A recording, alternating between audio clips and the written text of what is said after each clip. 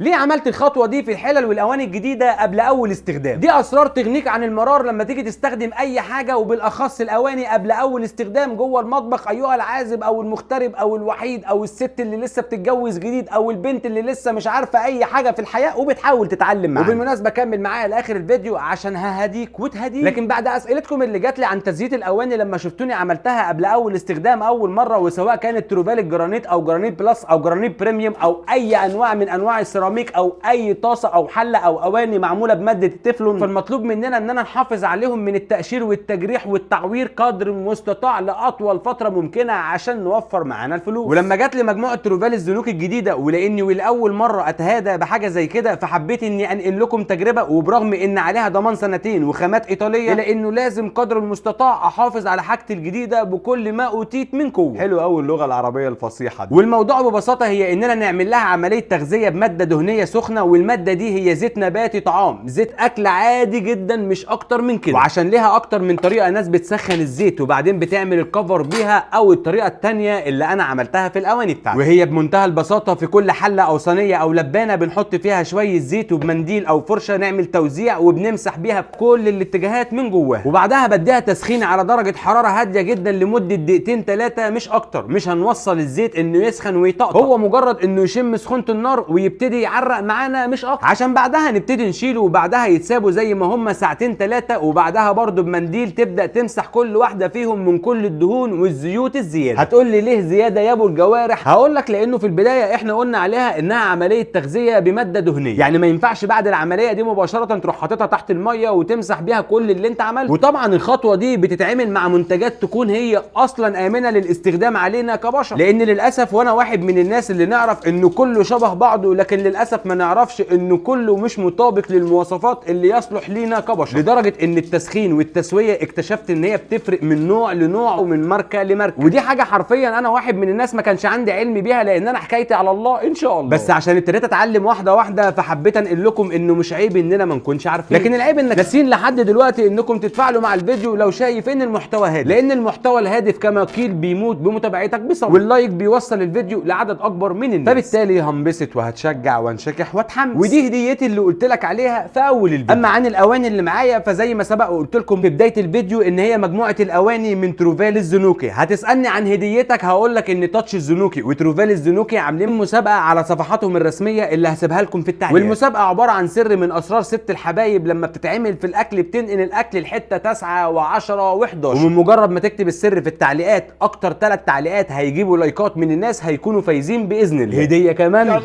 ده كمان كود خصم 5% لما تشتري اي منتج من منتجات تاتش الزنوكي من خلال موقعهم الرسمي، وده لما تستخدم الكود اللي ظاهر قدامك، وبالتاكيد صفحاتهم الرسميه والموقع الرسمي والكود هسيبها لكم في التعليق. ولو هيكون مفيد لكم دول اهم نصايح لنفسي قبلك: بلاش النار العالي على الجرانيت والتeflon والسيراميك لانه بيأثر من العمر الافتراضي للطبقه العازله، وكذلك برضو بلاش تستخدم المعالق الالومنيوم والستانلس ستيل والسلك المواعين والليفه الخشنه لان هي هتقشرها بسرعه بالصلاه على الحديد. واهم نصيحه: بلاش تستخدم اي اواني الاكل بقى بيلزق فيه، لان ده معناه بمنتهى البساطه ان الطبقه العازله تاكلت حتى لو ما اتجرحتش ومش شايفها متخربشه قدام عينيك، وده بسبب النار العالي والغشوميه في المعامله معاها. وعشان تحافظ على صحتك بالتاكيد لازم تغيرها لان الموضوع مش رفاهيه. اما عن النصيحه الاخيره لنفسي قبل منكم: بلاش نستخدم اي طاسات او حلل او صواني اي اواني اتخربشت او اتجرحت لدرجه ان احنا شايفين ان الخربوش اللمعه بتاعتها باينه قدام عينيك، لان ده معناه ان الطبقه ابتدت فعلا تتشال وهيحصل تفاعل مع كل مره هتطبخ فيها اي حاجه، وده معناه ان الاكل للاسف بقى مضر اكتر ما هو اصلا مضر واحنا عارفين اللي فيها، وخصوصا على صحه اطفالنا. حافظوا على نفسكم وحافظوا على اطفالكم، وعلى راي الاسبيتاليا خليكم بقى، وكل ام واخت وست بالف خير وصحه وعافيه اللهم امين، وكذلك كل اب واخ وزوج بيراعي ربنا في رعيته وهو بالف خير وصحه وعافيه وعايش دايما وسط ناسه واهله محاوطهم بامانه وحنيته واهتمامه بيه. ربنا يجمع شملكم دايما اللهم امين. قبل ما عارف ان في سؤال هتقول لي نشتريهم منين، اظنك مش محتاج اقول لك ان اي مكان بيبيع فيه حلل واواني هتلاقي فيها ماركه تروفال، زي الهايبرات الكبيره والمولات اللي بتجهز العرايس، وبرده اي مكان بيبيع ادوات منزليه محترمه بالتاكيد هتلاقي عندهم تروفال.